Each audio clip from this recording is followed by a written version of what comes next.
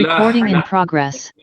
ونستعينه ونستهديه ونستغفره ونعوذ بالله من شرور أنفسنا ومن سيئات أعمالنا من يهده الله فلا مضل له ومن يضلل فلا هادي له أشهد أن لا إله إلا الله وأشهد أن محمدا عبده ورسوله أما بعد. Alhamdulillah, ada tanya, Assalamualaikum Ustaz dekat AAK ke betul? Saya sekarang ni di AAK, Akademi Al-Khair. Minggu ni adalah satu minggu yang sangat busy kerana minggu pertama kemasukan pelajar-pelajar kembali ke akademi setelah berbulan-bulan lamanya. Tidur sini pun dah almost minggu. But Alhamdulillah Allah berikan kesempatan kita pada malam ini untuk kita menyambung kembali kuliah pengajian tadabbur surah Al-Baqarah. Saya pun terkejar-kejar juga tadi, imam baca panjang pula kan. Dia punya baca punya panjang tu sampai kita berfikir Allahu Akbar, sempat ataupun tidak ni. Baik, minggu lepas kita berhenti pada ayat yang ke-96 daripada surah Al-Baqarah, yang mana dalam ayat yang ke-96 ini kita masih lagi dalam Allah menceritakan tentang karakter dan juga sifat Bani Israel. Salah satu sifat itu adalah sifat mereka ini tidak memiliki sifat qanaah. Sifat qanaah ni adalah sifat merasakan diri itu kecukupan. Ini adalah sifat orang yang beriman. Yang Nabi kata qad aflaha man ruziqa kafafan.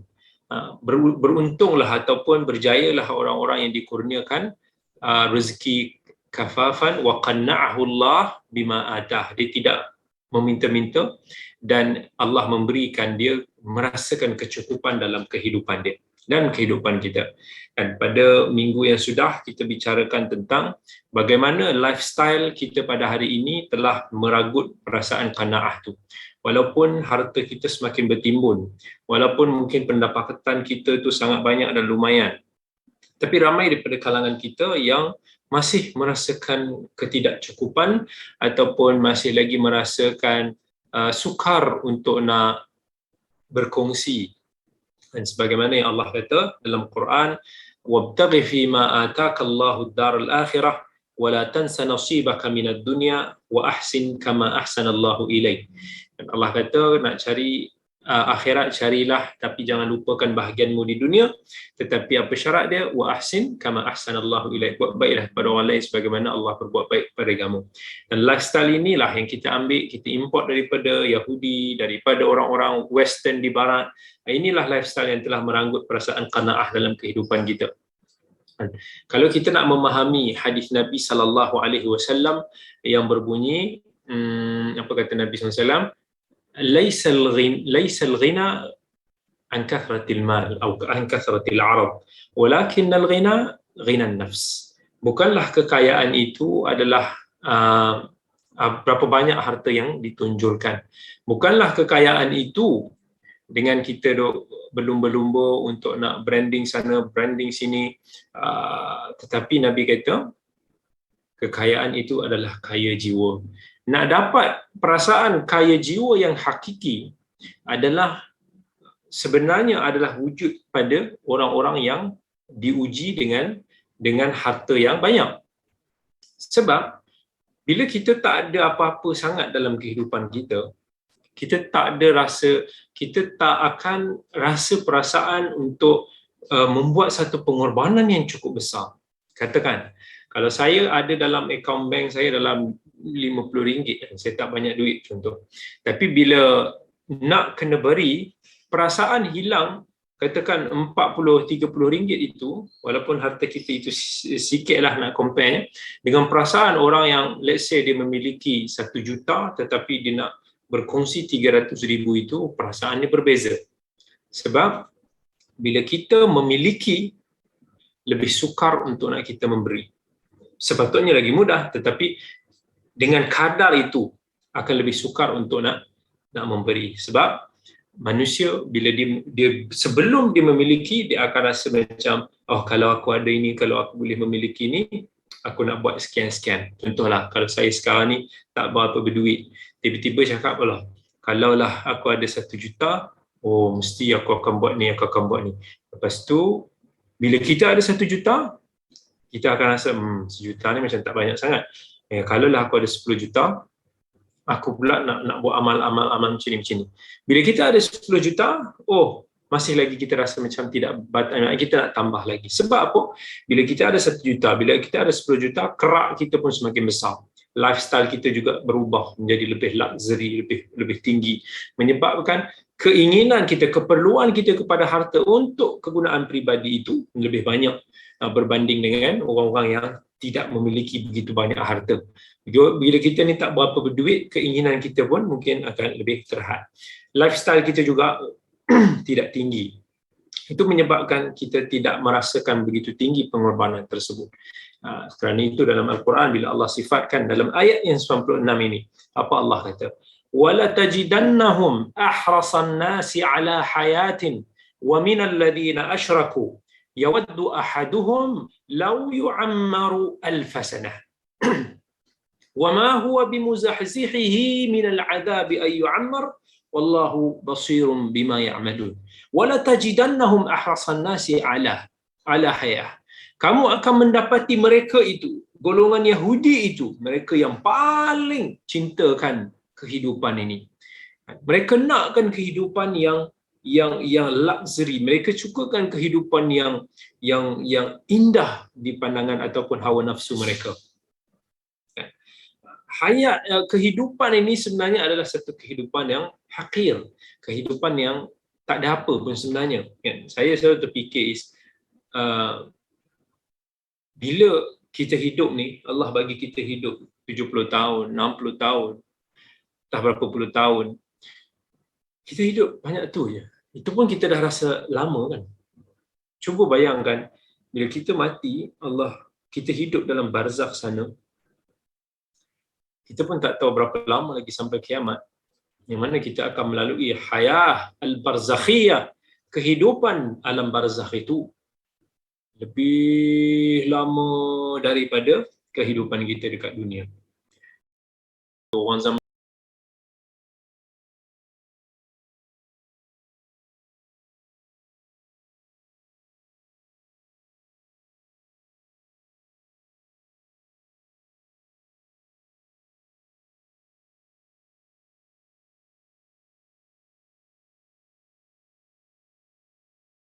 yang nak rasa tak cukup-cukup yang kita tamak, tetapi kita lupa kehidupan yang sebenar adalah kehidupan yang jauh lebih lama daripada itu. Entah berapa lama kita akan berada di dalam barzakh kubur sana, sebelum kita dibangkitkan pula dekat akhirat, yang kita akan melalui hari-hari tempoh yang kekal abadi. Sama ada kita akan bahagia ataupun kita akan sengsara. Pilih. Kita nak jadi orang yang masuk neraka, kemudian diazab berkali-kali, diulang selama-lamanya, ataupun entah berapa lama, ataupun kita nak memilih kehidupan syurga yang kekal abadi. Wa minal ladina asyraku, Allah kata, dan orang-orang yang mensyirikkan Allah, mereka inilah yang ahrasan nas alal hayah, mereka manusia yang paling mengejar bersungguh-sungguh untuk nak merebut kehidupan dunia. Adakah orang musyrik, kata orang Islam tak termasuk dalam mereka yang cintakan dunia ni? Tidak.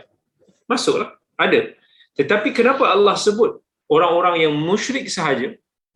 Kerana ini adalah simbol mereka. Especially golongan Yahudi. Mereka ini, seperti contoh orang Yahudi ni, mereka beriman dengan hari kiamat.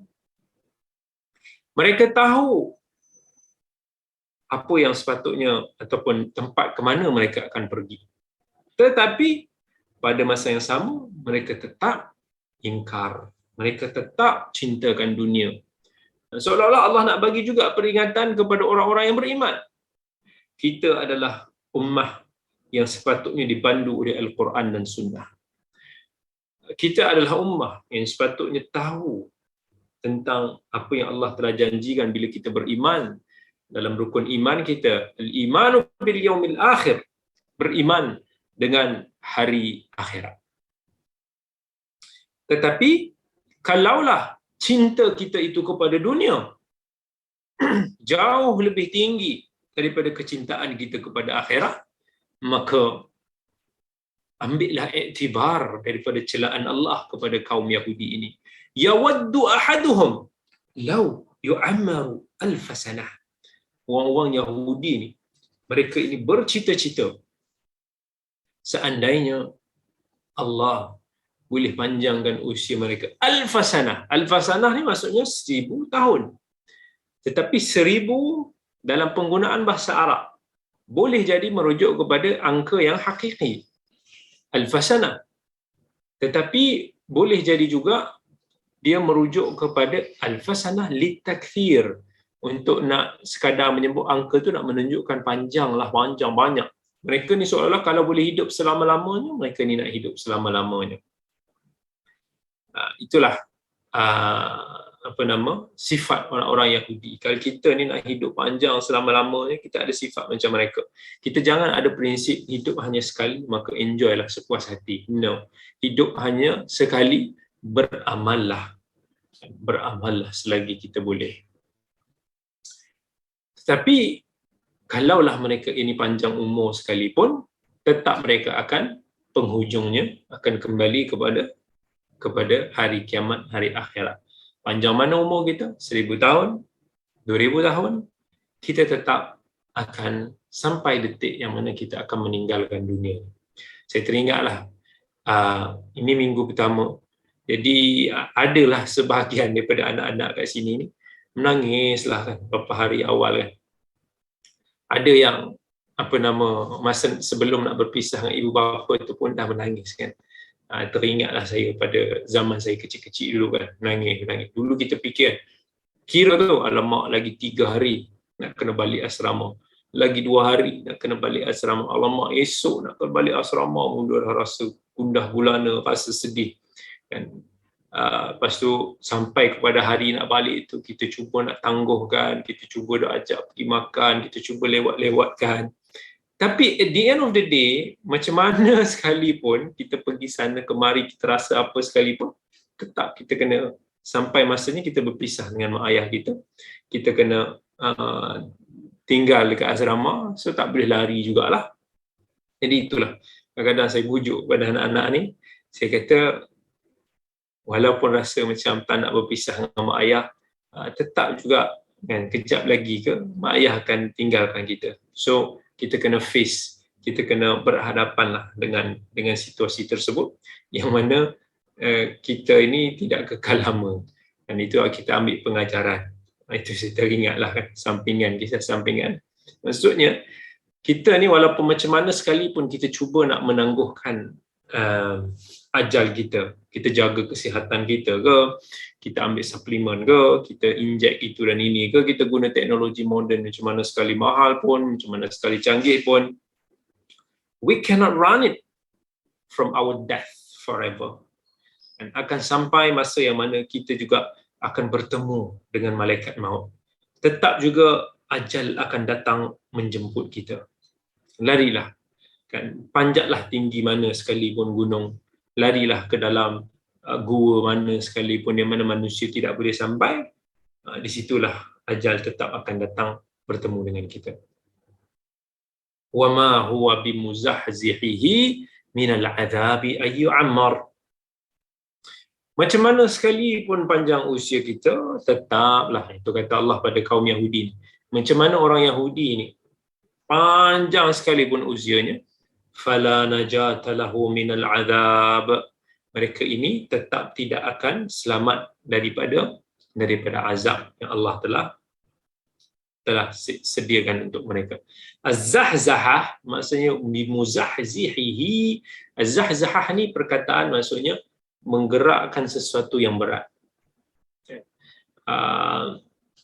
Ini nak membayangkan ini ataupun nak menunjukkan tentang beratnya ataupun besarnya, maksudnya betapa mereka ini sangat layak untuk diazab. Terlalu banyak asbab yang akan menyebabkan mereka akan diazab oleh Allah Subhanahu wa taala. Wallahu basirum bima ya'malun. Allah itu Maha mengetahui tentang hakikat amalan mereka, dan Allah pasti akan membalas setiap daripada satu amalan yang kita lakukan. Wal basir, al basir yang alim, yang tahu dengan segala sesuatu, yang sangat-sangat expert terhadap hal ehwal hamba ataupun makhluknya. Kemudian pada ayat yang ke-97, Allah Subhanahu wa taala menceritakan tentang kedengkian orang Yahudi kepada para malaikat sampai ketawa makhluk yang membawa wahyu, makhluk amanah yang membawa wahyu, iaitu malaikat Jibril alaihissalam. Kerana malaikat Jibril ini yang membawa wahyu diturunkan kepada Nabi kita Muhammad sallallahu alaihi wasallam. Mereka menyalahkan malaikat Jibril kenapa diturunkan kepada bangsa Arab, yang sepatutnya diturunkan wahyu tersebut kepada bangsa Yahudi. Yang mereka jangkakan nabi-nabi ataupun rasul akhir zaman itu terdiri daripada kalangan bangsa mereka. Apa kata Allah Subhanahu wa taala dalam ayat 97 ini? Qul man kana aduwwan li Jibril fa innahu nazzalahu ala qalbik biidhnillahi musaddiqan lima bayna yadayhi wa hudan wa bushra lil mu'minin. Qul man kana aduwwan li Jibril fa innahu nazzalahu ala qalbik. Mereka nak cuba memusuhi malaikat Jibril, kerana malaikat Jibril lah yang telah turun membawa Al-Quran, mencampakkannya ke dalam hati Nabi kita Muhammad sallallahu alaihi wasallam biiznillah, iaitu dengan izin ataupun perintah daripada Allah Subhanahu wa taala. Bukanlah malaikat Jibril itu sesuka hati memberikan wahyu kepada sesiapa tanpa reason, tanpa arahan daripada Allah Subhanahu wa taala, tetapi ianya dilakukan dengan izin dan perintah daripada Allah. Musaddiqan lima baina yadayhi wa hudan wa bushra lil mu'minin. Kan? Dia sebagai satu pembenar apa yang ada di hadapan mereka, iaitu kitab Taurat itu, membenarkan risalah para anbiya yang terdahulu yang asli. Dan Al-Quran itu sebagai bushra, sebagai pembawa berita gembira kepada orang-orang yang beriman. Maka permusuhan orang Yahudi kepada Jibril alaihissalam adalah permusuhan yang hakikah. Permusuhan yang sebenarnya adalah permusuhan kepada Allah Subhanahu wa taala, kepada para malaikatnya. Kerana malaikat ini tidak akan bergerak ataupun melakukan sesuatu kecuali dengan perintah daripada Allah Subhanahu wa taala. Sebagaimana contohnya yang Allah firmankan dalam surat Maryam, wa ma natanazzalu illa bi amri rabbik, kan, lahu ma baina aydina wa ma khalfana wa ma baina dhalik wa ma kana rabbuka nasiya. Baik. Kemudian ayat yang berikutnya adalah ayat yang ke-98. Apa Allah Subhanahu wa taala firman? Man kana aduwwan lillah wa malaikatihi wa rusulihi wa Jibril wa Mikal fa innallaha aduwwul lil kafirin. Man kana aduwwan lillah, siapa yang memusuhi Allah dan malaikatnya, rasulnya, Jibril, Mikail. Allah sebut ataupun Allah spesifikkan malaikat Jibril dan Mikail ni dengan sebutan adalah daripada sudut kemuliaan, ataupun Allah nak mengisyaratkan kepada kemuliaan ataupun cuba untuk nak memuliakan kedua-dua malaikat ini. Kan? Ya, daripada kalangan para malaikat yang lain. Jibril adalah pembawa wahyu yang amanah, yang bertanggungjawab melaksanakan perintah Allah. Wahyu-wahyu dibawakan kepada para anbiya dan rasul. Dan Mikail, Allah berikan tanggungjawab untuk nak menjalankan urusan pentadbiran bumi seperti hujan, tumbuh-tumbuhan, rezeki, daripada sudut itulah kehidupan itu. So seolah-olah Jibril ini adalah membawa kehidupan hati kita, dan Mikail pula membawa kehidupan lahiriah ataupun kehidupan fizikal yang kita lihat ini. Jadi Allah nak bagi tahu bahawa orang Yahudi ni dia suka sebenarnya pada malaikat Mikail. Sebab malaikat Mikail ni yang in charge tentang rezeki-rezeki. Jadi mereka ni sukalah kan rezeki-rezeki ni, jadi mereka ni pilih kasih. Suka Mikail tapi memusuhi Jibril. Tapi bila mana mereka ini memusuhi malaikat Jibril, mereka telah memusuhi Allah dan mereka telah memusuhi kesemua para malaikat. Walaupun terhadap malaikat Mikail yang mereka itu suka. Kerana bila mereka mengkufurkan satu malaikat, mereka telah berlaku kufur. Kufur itu melibatkan keseluruhan agama ini. Fa innallaha aduwwun lil kafirin. Sesungguhnya Allah itu adalah musuh kepada orang-orang kafir. Dalam hadis riwayat Al-Bukhari, dari riwayat Abi Hurairah radhiyallahu anhu, Nabi sallallahu alaihi wasallam ada bersabda, "Man 'ada li waliya faqad adantuhu bil harb." Siapa yang memusuhi wali-waliku, termasuk malaikat ni adalah wali daripada kalangan wali-wali Allah, maka faqad adantuhu bil harb, maka aku telah mengizinkannya untuk berperang. Maka kerana itu Allah Subhanahu wa taala murka kepada orang-orang yang cuba untuk nak memerangi Allah Subhanahu wa taala. Allah menurunkan malaikat Jibril kepada Nabi kita Muhammad sallallahu alaihi wasallam dengan membawakan wahyu, ayat-ayat yang jelas kan petunjuknya, yang membawa risalah yang benar dan juga yang hak. Maka tiada di sana alasan untuk kita berpaling ataupun mengingkari malaikat Allah Subhanahu wa taala Jibril alaihi salam. Kemudian Allah Subhanahu wa taala berfirman dalam ayat 99, "Wa laqad anzalna ilaika ayatin bayyinat wa ma yakfuru biha illa al-fasiqun." Allah telah turunkan kepada kamu ayat petunjuk yang jelas, dan tiadalah orang yang mengkufurinya melainkan mereka itu adalah orang-orang yang fasik. Orang yang fasik ni orang panggil al-mutamarridun, al-mutamarrisuna bil fisqi wal fujur, iaitu orang-orang yang melampaui batas, orang-orang yang selalu bergelumang dengan kefasikan dan kemaksiatan. Kan, termasuklah orang-orang Yahudi ni, bila mana mereka melampau dan dalam melanggar perjanjian yang telah mereka ambil daripada Allah Subhanahu wa taala, sebagaimana yang telah kita ceritakan pada siri-siri yang lepas. Kemudian dalam ayat yang ke-100 Allah Subhanahu wa taala menyambung lagi, "Aw kullama ahadu ahdan nabadahu fariqum minhum bal aktsaruhum la yu'minun." Aw kullama ahadu ahdan, bila sahaja ada je perjanjian yang kita buat, nabadahu fariqum minhum, sebahagian daripada mereka ini pun campak je perjanjian itu. Nabad dia samalah, maksud dia kita melemparkan. Tarah, nama Arab juga kita panggil sebagai tarah. Seolah-olah macam sama ada dia merupakan bahasa lapik kepada orang Yahudi ni akan lupa tentang perjanjian tersebut, ataupun kita kata mereka ini menolak ataupun melanggar perjanjian tersebut. Bal aktsaruhum la yu'minun. Bila Allah kata tadi sebahagian daripada mereka yang melakukan itu, kita pun tak tahu berapa persen kan sebahagian itu, tapi Allah sebut pada akhir ayat ni, bal aktsaruhum la yu'minun.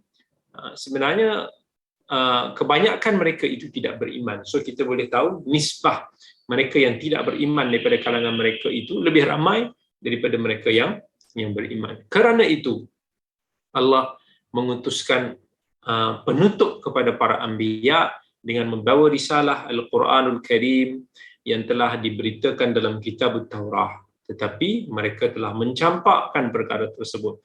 Walaupun telah disebut di dalam kitab Taurah, tetapi mereka melanggar kitab suci mereka tersebut, dan mereka melanggar kitab suci Al-Quran juga sebagaimana yang telah mereka lakukan kepada kitab Taurah sebelum itu. Kemudian Allah berfirman dalam ayat yang ke-101, Ini yang paling bawah sekali pada muka surat tersebut. وَلَمَّا جَاءَهُمْ رَسُولٌ مِّنْ عِندِ اللَّهِ مُصَدِّقٌ لِّمَا مَعَهُمْ نَبَذَ فَرِيقٌ مِّنَ الَّذِينَ أُوتُوا الْكِتَابَ كِتَابَ اللَّهِ وَرَاءَ ظُهُورِهِمْ كَأَنَّهُمْ لَا يَعْلَمُونَ. Dan bila mana Allah mendatangkan kepada mereka ini rasulun min indillah, iaitu Nabi kita Muhammad sallallahu alaihi wasallam, musaddiqun lima ma'ahum, yang membenarkan kitab suci Taurat yang ada bersama dengan mereka. Nabadha fariqum minhum. Dan kebanyakan orang Yahudi sebagaimana sebelum ini telah mencampakkan apa yang telah dibawakan itu, minal ladzina utul kitaba kitaballah wara'a zuhurihim. Allah kata mereka ni lempar dia ke belakang. Ini macam satu bahasa kiasan untuk nak menunjukkan mereka ini berpalinglah daripada Al-Quran Al-Karim. Ka'annahum la ya'lamun, seolah-olah mereka tak tahu bahawa itu adalah kitabullah, itu adalah Al-Quran yang telah diberitakan dalam kitab Taurah. Walaupun dalam kitab Taurah telah memerintahkan mereka beriman dengan Al-Quran itu, sekiranya mereka sempat bersama dengan zaman tersebut, tetapi mereka seolah-olah tak pernah dengar perkara tersebut. Sedangkan mereka tahu, tetapi mereka menolak, mereka mencampakkan syariat tersebut kerana hasadnya mereka, permusuhan mereka kepada Nabi kita Muhammad sallallahu alaihi wasallam. Mereka mencampakkan Taurah. Mereka juga mencampakkan kitab suci Al-Quran. Mereka berpaling daripada segala syariat yang diturunkan oleh Allah Subhanahu wa taala. Tetapi mereka mengikuti apa yang telah dibisikkan ataupun disyariatkan oleh syaitan daripada kalangan jin dan juga ins, manusialah. Maksudnya bila kita kata syaitan ni, tak semestinya syaitan tu daripada kalangan jin. Syaitan yang kita tahu ni memang jin lah. Tetapi ada juga syaitan yang terdiri daripada kalangan manusia. Sebab itu Allah kata dalam surah An-Nas, Qul a'udhu birabbin nas, malikin nas, ilahin nas, min syarril waswasil khannas, alladhi yuwaswisu fi sudurin nas, minal jinnati wan nas. Daripada Allah suruh minta kita berlindung daripada waswas syaitan ni, daripada kalangan jin dan juga daripada kalangan manusia. Maka muka surat yang sebelah itu, ayat 102, Allah Subhanahu wa taala berfirman, wattaba'u ma tatlu asyayatin 'ala mulki Sulaiman wama kafara Sulaiman walakinna asyayatin kafaru yu'allimuna an-nasa as-sihra wama unzila 'ala al-malakaini bi Babila Harut wa Marut وَمَا يُعَلِّمَانِ مِنْ أَحَدٍ حَتَّى يَقُولَا إِنَّمَا نَحْنُ فِتْنَةٌ فَلَا تَكْفُرْ فَيَتَعَلَّمُونَ مِنْهُمَا مَا يُفَرِّقُونَ بِهِ بَيْنَ الْمَرْءِ وَزَوْجِهِ وَمَا هُمْ بِضَارِّينَ بِهِ مِنْ أَحَدٍ إِلَّا بِإِذْنِ اللَّهِ وَيَتَعَلَّمُونَ مَا يَضُرُّهُمْ وَلَا يَنفَعُهُمْ وَلَقَدْ عَلِمُوا لَمَنِ اشْتَرَاهُ مَا لَهُ فِي الْآخِرَةِ مِنْ خَلَاقٍ وَلَبِئْسَ مَا شَرَوْا بِهِ أَنفُسَهُمْ لَوْ كَانُوا يَعْلَمُونَ. Ayat ni panjang sikit, setengah muka lebih kurang.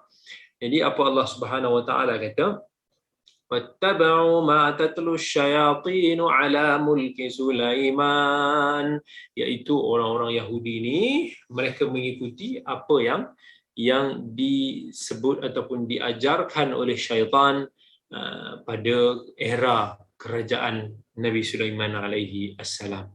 Kan talu ni asalnya maknanya membaca, tetapi kata ulama bahasa Ar-Raghib Al-Asfahani, tatlu boleh juga bermaksud takdzibu takhtaliq. Maksudnya syaitan, apa yang didustakan oleh syaitan itu. Jadi dalam ayat ini dia merupakan satu ancaman daripada Allah kepada pendeta-pendeta, ulama-ulama Yahudi yang sempat mengikuti zaman Rasulullah sallallahu alaihi wasallam. Tetapi mereka ini menolak ataupun mengingkari kenabian dan kerasulan baginda. Sedangkan mereka mengetahui bahawa dia adalah Rasulullah. Kan? Ini adalah ancaman daripada Allah kepada mereka yang menolak apa yang diturunkan kepada Rasulullah sallallahu alaihi wasallam. Sedangkan mereka tahu itu adalah Al-Quran. Mereka tahu itu adalah kebenaran. Tetapi mereka mengikuti generasi-generasi tok nenek moyang mereka yang terdahulu yang telah dipengaruhi oleh syaitan ataupun mentera-mentera syaitan pada ahdi Sulaiman. Ini menunjukkan bahawa bangsa Yahudi ini daripada dulu lagi mereka ini mengamalkan sihir. Nabi Sulaiman adalah salah seorang nabi daripada kalangan Nabi Bani Israel. Kan Allah telah memberikan kelebihan kepada Nabi Sulaiman sebagai seorang rasul, tetapi pada masa yang sama dia juga adalah seorang raja. Allah telah memakbulkan doa Nabi Sulaiman alaihi salam dalam surah Sad, Rabbighfirli wa habli mulkan la yanbaghi li ahadin min ba'di innaka antal wahhab. Wahai Tuhan, ampunkanlah aku dan kurniakanlah kepada aku mulk, kerajaan yang mana tak ada sesiapa pun selepas daripada aku ni akan dapat kelebihan itu, kerajaan seperti itu. Dan kerana itulah Nabi Sulaiman alaihissalam ni Allah bagi dia mukjizat yang luar biasa, mukjizat yang boleh berbicara dengan haiwan, mukjizat yang boleh berinteraksi dengan alam, dengan angin, dengan jin, dengan luar biasa yang macam bila kita rasa magical, oh itulah mukjizat yang Allah berikan kepada Nabi Sulaiman alaihi salam.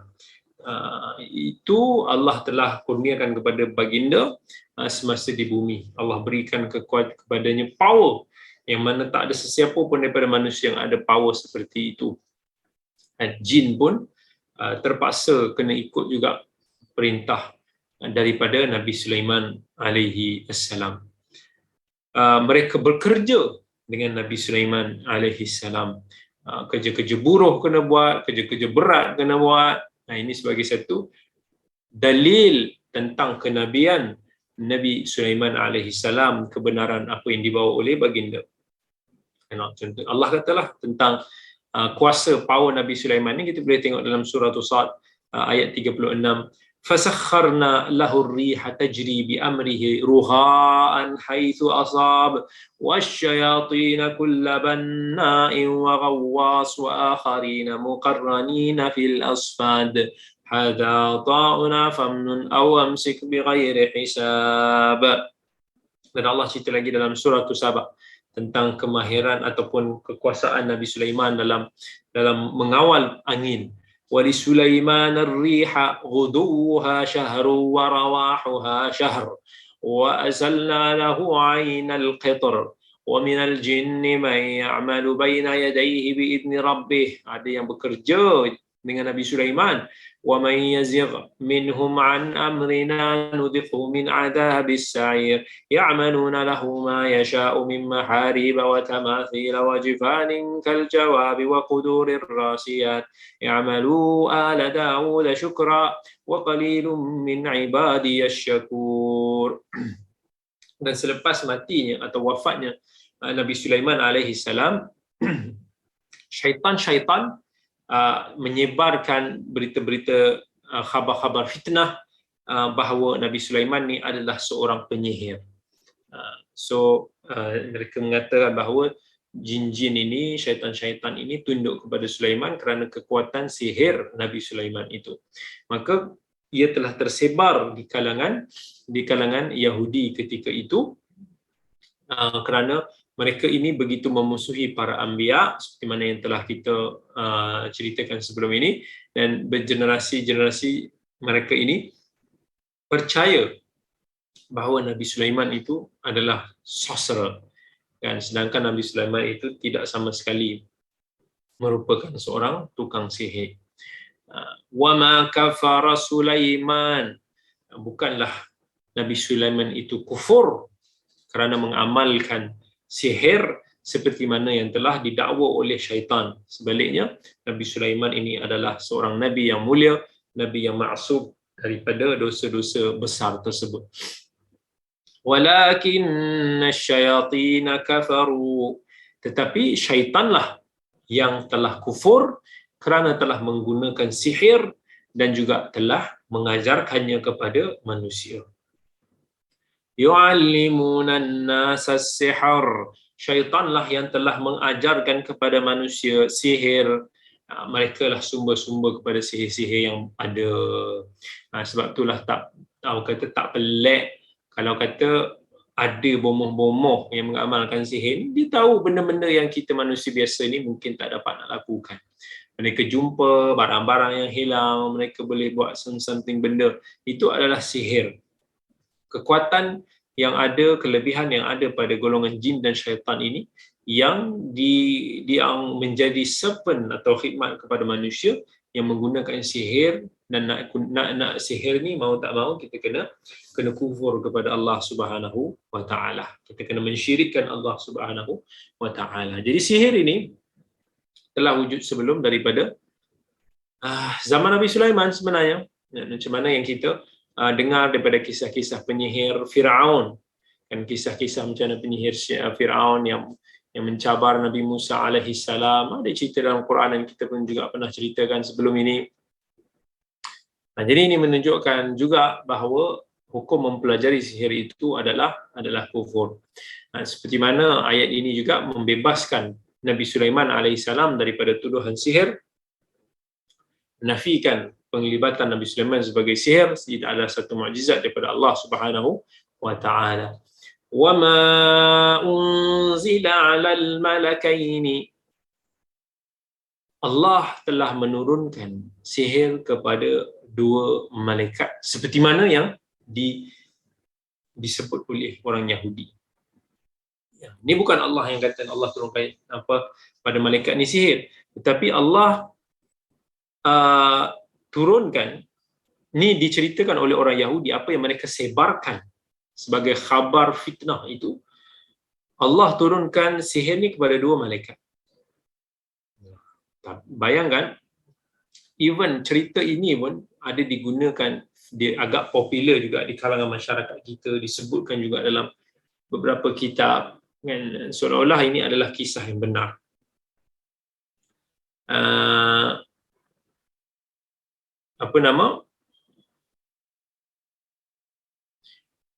Malaikat ni tugasnya adalah menjalankan perintah daripada Allah Subhanahu wa taala. Mereka ini tidak sesekali akan melakukan kekufuran, tidak sesekali akan melawan perintah Allah Subhanahu wa taala. Bagaimana para malaikat ini akan mengkufurkan Allah ataupun dengan sihir? Tapi apa mereka sebarkan? Syaitan ini mengajarkan kepada manusia sihir di kota Babel, kan, dekat Iraq. Kan, ini adalah satu negara yang agak famous ketamadunannya sebelum ini.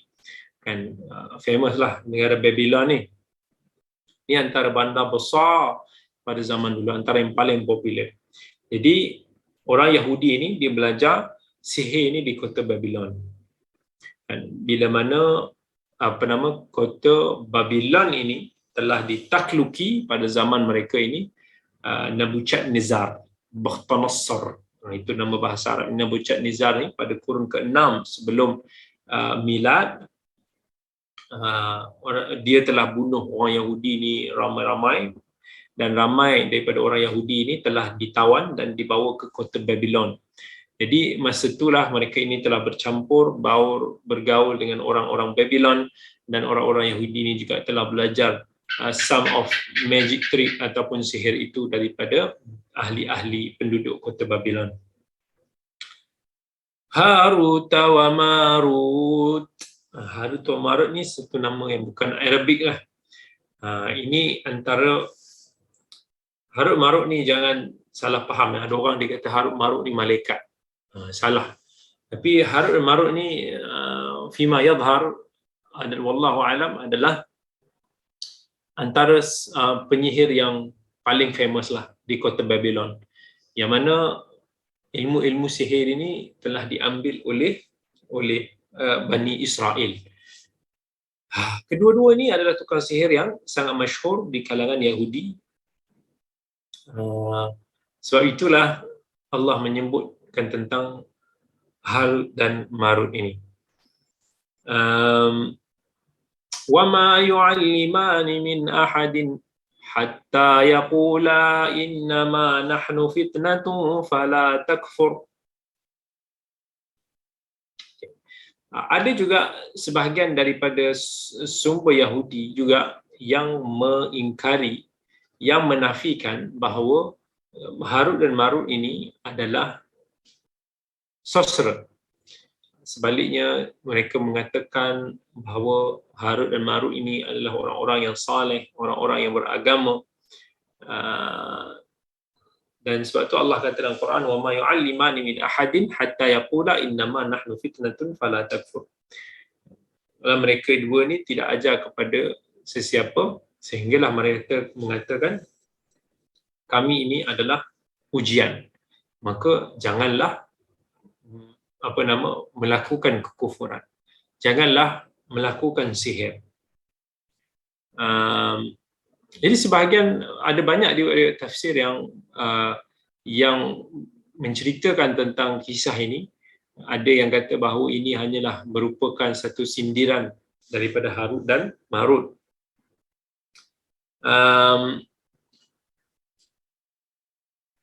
Dan kalau dalam hadis Nabi SAW, ada Nabi SAW bagi warning kepada kita supaya kita menjauhi tokoh-tokoh yang menzahirkan sifat yang saleh dan taqwa, tetapi hakikatnya mereka ini menzahirkan kemungkaran ataupun kerosakan, kesesatan kepada manusia. Nabi ada celalah dalam hadis riwayat Tirmizi, Nabi SAW kata, yakhruju fi akhiriz zaman rijalun yakhtiluna ad-dunya bid-din yalbasuna lin-nasi julud ad-dha'n min layn alsinatuhum ahla min al-asal wa qulubuhum qulubud dhi'ab yaqulu Allah abi yaghtarun am alayya yajtari'un fabi halafta lab'athanna ala ulaika minhum fitnatan tada'ul halima hayran. Maksudnya, mafhumnya Nabi SAW kata pada akhir zaman ini manusia akan lebih terpengaruhlah dengan penampilan luaran. Kan mereka ini tengok pakaian-pakaian mereka macam pakaian-pakaian orang yang zuhud, orang-orang yang saleh. Kan bila mereka berbicara, lidah mereka itu lebih manis daripada madu, tetapi hati mereka itu umpama serigala. Itu dan Allah menafikan kekufuran Nabi Sulaiman alaihi salam, tetapi syaitanlah yang telah kufur, yang mengajarkan manusia tentang sihir di kota Babil. Harut dan Marut ini adalah pengganti kepada syaitan yang mengajarkan sihir tersebut. Baik, fayata'allamuna minhuma, maka manusia pun belajar sihir itu daripada Harut dan Marut. Apa antara sihir dia? Wa ma yufarriquna bihi bainal mar'i wa zawjihi. Dan antara implikasi daripada sihir itu adalah mereka cuba untuk nak memisahkan hubungan suami dan isteri. Ini selalu berlaku banyak di dalam kita kata unsur-unsur sihir. Dan kalau kita tengok contohnya even di tempat kita sendiri pun banyak daripada pengamal-pengamal sihir ni yang mereka ini menggunakan sihir ini untuk nak memisahkan perhubungan. Jadi macam mana dia akan jadi? Kan dalam hadis pun bagi tahu bahawa syaitan ni dia boleh masuk ke dalam tubuh kita melalui saluran darah kita. Especially bila diri kita ini tak ada protection yang kuat. Apa itu protection bagi diri kita daripada gangguan syaitan? Amalkan zikir pagi dan petang. Amalkan especially contohnya a'udzu bikalimatillahi tammati min syarri ma khalaq. A'udzu bikalimatillahi tammah min kulli syaitanin wahamah wa min kulli ainin lamah. Amalkan bismillahilladzi la yadurru ma'asmihi syai'un fil ardi wala fis sama' wa huwas samiul alim. 3 kali pagi, 3 kali petang. Ini antara protection kepada diri kita. Amalkan la ilaha illallah wahdahu la syarikalah, lahul mulku wa lahul hamdu wa huwa ala kulli syai'in qadir. Amalkan 100 kali. Ini semua ada fadilat daripada hadis-hadis Nabi SAW yang memberikan kepada kita protection daripada syaitanir rajim. Jadi kalau kita rajin mengamalkan zikir-zikir ini, kita selalu mengaji, kita mempersiapkan ruhiyah kita dengan iman dan juga amal saleh, maka susahlah syaitan tu nak masuk ataupun ganggu. Tetapi bila mana kita tidak mempersiapkan antibody itu dalam diri kita, mudahlah syaitan untuk mempengaruhi ataupun untuk nak mengganggu kita. Jadi bila syaitan yang dihantar itu, kita ingat ini semua adalah berlaku dengan izin Allah. Jadi kalau Allah tidak mengizinkan, maka syaitan itu, sihir itu juga tidak akan memberikan kesan.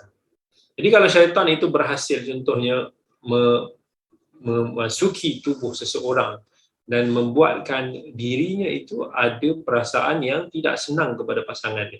So kadang-kadang orang tak ada sebab, tak tahulah, elok je selama ni, tapi tiba-tiba tanpa sebab dia rasa macam tengok suami dia rasa macam menyampah.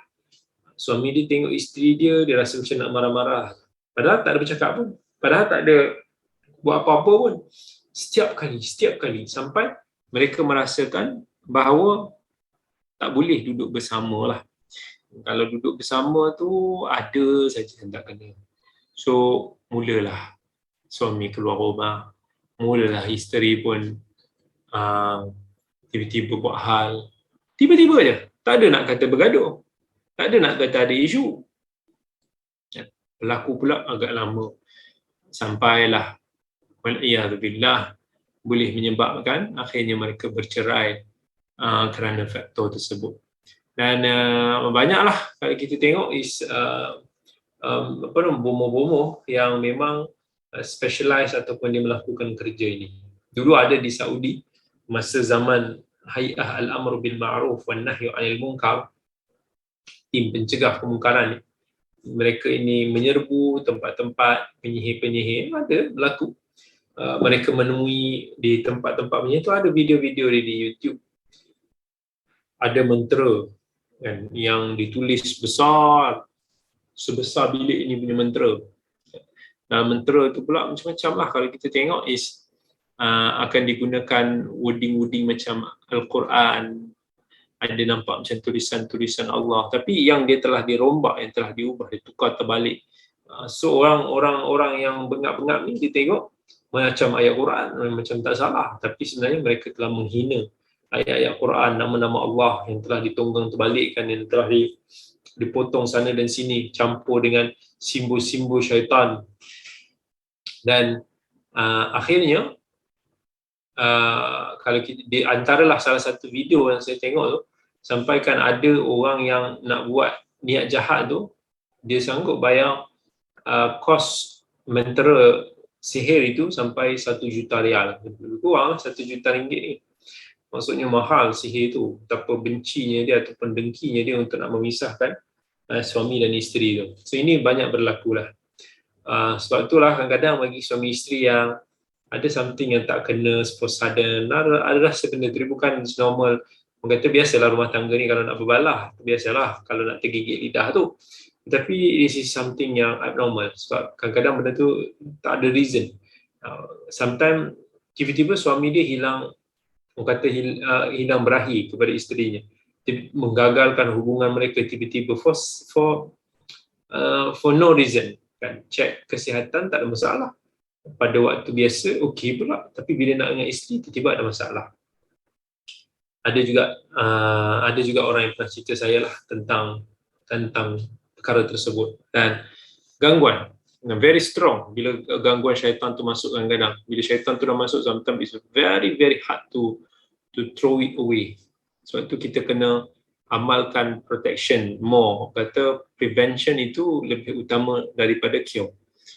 Sebab tu amalkan, jaga betul-betul zikir pagi dan petang, baca ayat kursi, itu semua antara protection kita. Once dia dah berjaya kacau tu memang susah lah, memang bukan mudah untuk nak menyingkirkan.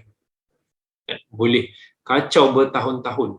Dan orang lelaki tu biasa je, katakan tak ada masalah, tiba-tiba bila dengan isteri tu tak jadi.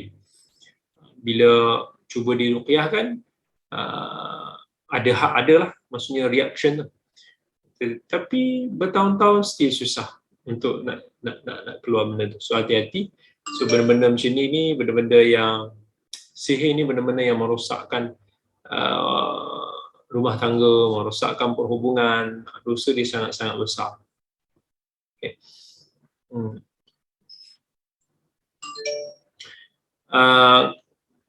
Nabi SAW pernah warning kepada kita lah, antara dosa besar, Nabi kata ijtanibus sab'a al-mubiqat, jauhilah daripada 7 dosa besar. Sahabat tanya, qila ya Rasulullah wa mahun, ya Rasulullah apakah itu dosa-dosa besar itu? Nabi pun jawab asyirku billah, yang pertama sekali mensyirikkan Allah, yang kedua adalah as-sihru, dosa besar, wa qatlun nafsi allati harramallahu illa bil haqq, membunuh jiwa yang mana tak ada hak untuk nak kita ambil jiwa itu, wa aklu malil yatim, makan harta anak yatim, wa aklu riba, memakan riba, wa tawalli yaumaz zahf, lari daripada medan peperangan bila dah bertembur, wa qadful muhsanatil ghafilatil mu'minat, dan juga menuduh curang kepada wanita yang suci, yang sahih. Kemudian Allah Subhanahu wa taala berfirman, wa ma hum bidarrina bihi min ahadin illa biidznillah. Apapun kena ingat, tak ada siapa yang boleh memberikan kemudaratan kepada sesiapa kecuali dengan izin Allah. Sihir itu is not powerful kecuali apa yang telah diizinkan oleh Allah Subhanahu wa taala untuk ianya berlaku. Wa yata'allamuna ma yadhurruhum. Bahkan orang yang belajar sihir itu, mereka mempelajarinya untuk memudaratkan diri mereka sendiri di akhirat. Kerana amalan sihir itu adalah satu kekufuran yang besar, dosa yang besar, wala yanfa'uhum, dan tidak akan mampu memberikan manfaat kepada mereka. Baik dunia ni boleh dah dapat sikit upah, tapi tak adalah akan kau jadi kaya. Dan sebaliknya mereka melakukan perbuatan yang haram, dosa upah yang mereka dapat itu tidak diberkati. Sihir ini syarrun baht. Sihir ini adalah kejahatan yang mutlak, dengan kemudaratan yang jelas, yang langsung tidak memberikan manfaat di dunia dan juga di akhirat. Walaqad alimu, dan orang-orang Yahudi ini tahu, walaupun mereka ini belajar sihir, laman ishtarah, tapi mereka memilihlah sihir itu berbanding dengan petunjuk daripada kitab Allah Subhanahu wa taala. Ma lahu fil akhirati min khalaq. Pada hari kiamat nanti mereka langsung tidak akan mendapat bahagian daripada rahmat Allah, langsung tidak akan mendapat syurga Allah. Wala bi'sa ma syarau bihi anfusahum law kanu ya'lamun. Kan alangkah buruknya dan apa yang mereka lakukan itu sedangkan mereka mengetahui. So mereka akan mendapat azab Allah yang sangat pedih. Walau annahum amanu wattaqaw lamathubatun min 'indillahi khairun law kanu ya'lamun. Kalaulah mereka beriman dengan apa yang diturunkan oleh Allah Subhanahu wa taala, wattaqaw, dan juga menjauhi azab Allah dengan melakukan ketaatan, dengan berserah kepada hukum Allah dan syariatnya, lamathubatun min 'indillahi khair, nescayalah kan Allah akan berikan kepada mereka ganjaran yang berganda sebagai kurniaan daripada Allah. Khairun, maksudnya ganjaran daripada Allah ini lebih baik daripada apa yang ada di dunia ini dan seisinya. Lau kanu ya'lamun, kalaulah mereka mengetahui, kalaulah mereka tahu bahawa pahala itu lebih baik daripada keduniaan yang mereka miliki. Jadi ayat-ayat ini semua sebenarnya menunjukkan tentang pendirian ataupun sikap sebenar orang Yahudi Bani Israel. Dan juga Allah cuba untuk mencabar mereka. Allah memberikan ancaman kepada mereka yang telah menentang kebenaran Al-Quranul Karim, yang merupakan kitab yang suci, kitab suci yang tiada keraguan padanya. Mereka menentang risalah Nabi kita Muhammad sallallahu alaihi wasallam. Maka Allah Subhanahu wa taala kemudian pada akhirnya berfirman, ya ayyuhalladzina amanu la taqulu ra'ina wa qulu unzurna wasma'u walil kafirina adzabun alim. Wahai orang-orang yang beriman, Allah memanggil orang beriman dengan sifat yang paling sinonim dan simbolik daripada mereka, iaitu iman. Sifat yang paling Allah suka, iaitu iman. Iman kepada Allah Subhanahu wa taala yang tiada sekutu baginya. Iman kepada Al-Quranul Karim yang dibawa oleh Rasul yang tiada keraguan padanya. Iman dengan kebenaran kenabian Rasulullah sallallahu alaihi wasallam. La taqulu ra'ina. Janganlah kata kepada Nabi kita Muhammad SAW dengan perkataan ra'ina, kerana perkataan itu membawa maksud yang buruk. Dan orang Yahudi bila mana dia mengatakan kalimah ini, mereka bermaksudkan seperti mana yang Allah ada sebutlah dalam surah Nisa yang lain, minal ladzina hadu yuharrifuna al-kalima an mawadhi'ihi wa yaquluna sami'na wa 'asayna wasma' ghayra musma'in wa ra'ina. Ra'ina ni maksud dia juga boleh membawa daripada kalimah ra'unah, maksudnya al-hamaq, kebodohan. Maksudnya bila Yahudi kata ra'ina, seolah kamu telah melakukan kebodohan, you are stupid, seolah kalimahnya begitulah. Maka tak bolehlah nak cakap kurang ajar dengan Nabi kita Muhammad SAW. Allah pun dah bagi warning kan dalam surah An-Nur, la taj'alu du'a ar-rasuli bainakum ka du'a'i ba'dikum ba'dha. Janganlah kamu memanggil Rasul Nabi Muhammad SAW dengan panggilan yang biasa, yang selamba, yang kurang sopan, yang kamu biasa panggil antara kamu, antara satu sama lain. Wa qulu unzurna, tapi katakanlah tunggulah kami, lihatlah kepada kami. Maksudnya Allah nak pesan kepada orang yang beriman, dan hendaklah kamu ni menjaga adab kamu dengan Rasulullah sallallahu alaihi wasallam. Ketika mana kamu nak berbicara dengan baginda, maka pilihlah kalimat-kalimat yang mulia, kalimat-kalimat yang penuh dengan adab, tata tusila yang tinggi. Itulah yang sepatutnya kita lakukan sebagai orang yang beriman. Wasma'u, dengarlah apa yang diperintahkan oleh Nabi kita Muhammad sallallahu alaihi wasallam dengan pendengaran yang menerima ataupun menyahut seruan ataupun perintah baginda sallallahu alaihi wasallam.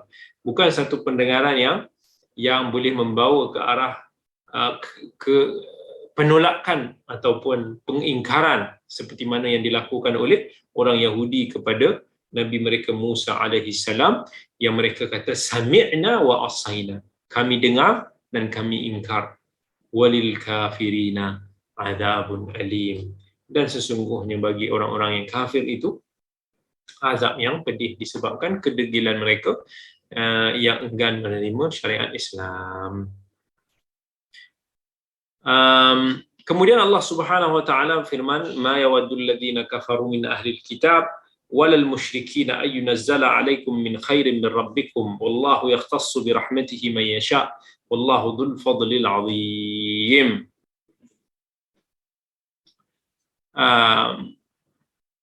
Orang yang kafir, orang-orang Yahudi ni ataupun orang-orang yang musyrikin ni, dia tidak suka kebaikan itu dapat kepada orang-orang yang beriman. Dia tak suka Allah bagi kelebihan itu kepada orang-orang yang beriman. Mereka ini hasad kepada nikmat-nikmat yang Allah turunkan kepada orang yang beriman, yang berupa nikmat kerasulan Nabi, yang merupakan nikmat Al-Quran. Tapi Allah kata wallahu yakhtassu bi rahmatihi man yasha. Allah itu yang maha alim, yang maha bijaksana, hakim. Allah lebih mengetahui, Allah nak turunkan, Allah nak memilih siapa daripada kalangan rasulnya untuk diturunkan risalah tersebut. Wallahu dzul fadlil azim. Dan Allah itulah maha kaya yang memberikan segala kurniaan yang besar, yang agung, dan tak ada siapa pun yang boleh mendahului Allah Subhanahu wa taala.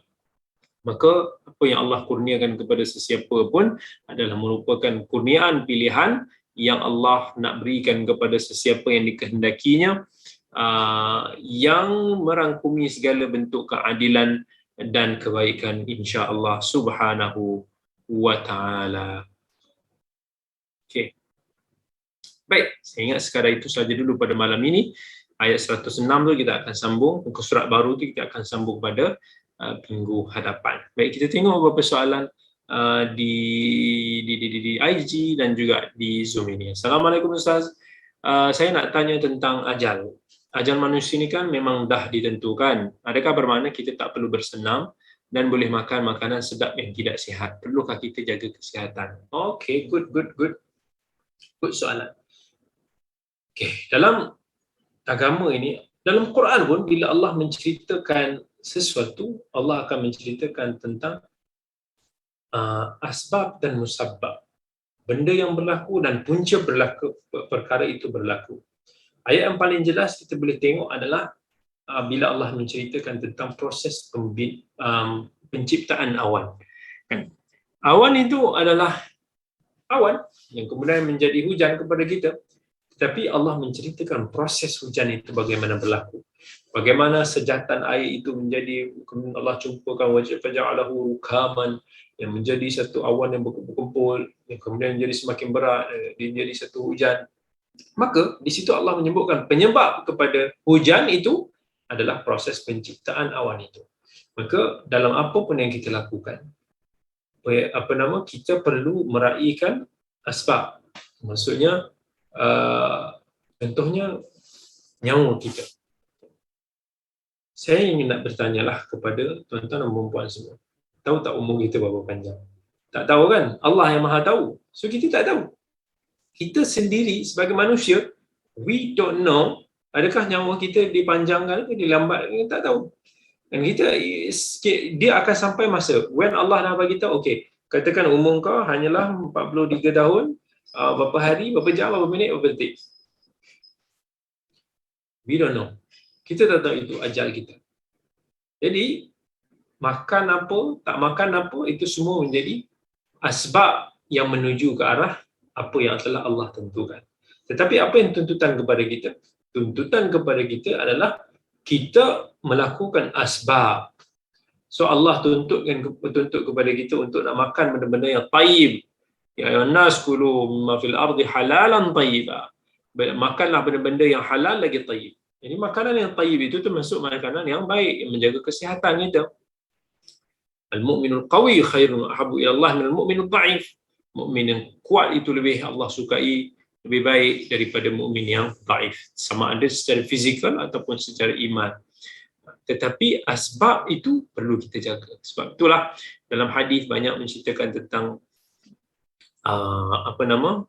bagaimana contohnya Nabi SAW makan. Adalah petunjuk di situ. Dan kemudian makanan-makanan berkhasiat ni kita ambil daripada contoh apa yang syariat nak kita ni untuk sentiasa sihat, menjaga kesihatan tersebut.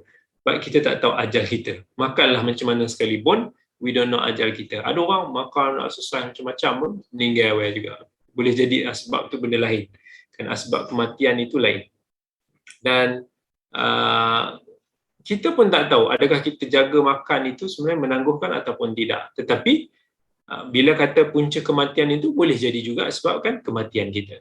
Jadi tak perlu kita nak question itu. Contohnya orang nak tanya, adakah kalau kita dah diketahui pergi ke neraka ataupun ke syurga, kenapa kita nak beramal? Apa jawapan Nabi SAW bila sahabat kata begitu? I'malu fakullun muyassarun bima khuliqalah.